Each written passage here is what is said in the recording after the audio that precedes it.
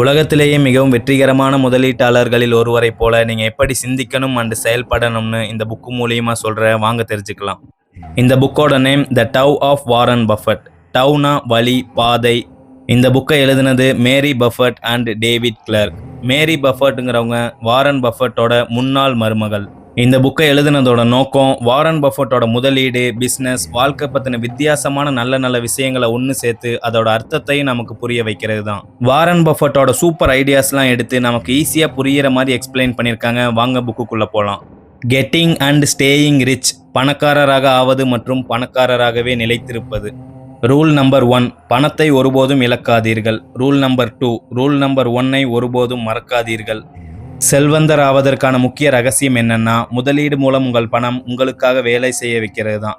நீங்கள் ஆரம்பிக்கும் தொகை எவ்வளவு அதிகமாக இருக்கிறதோ அவ்வளவு நல்லது.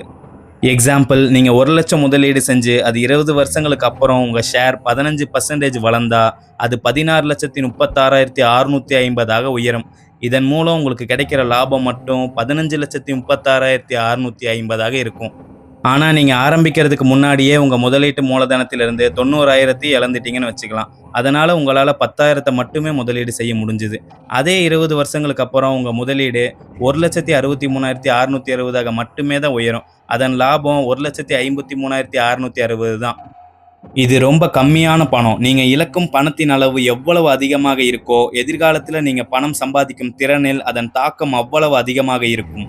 இந்த கொள்கையை தான் வாரன் பஃபட் எப்பவுமே மறந்ததில்லை. அதனால தான் அவர் கோடீஸ்வரரான பிறகும் கூட ரொம்ப வருஷத்துக்கு ஒரு பழைய VW பீட்டில் காரை ஓட்டினார்.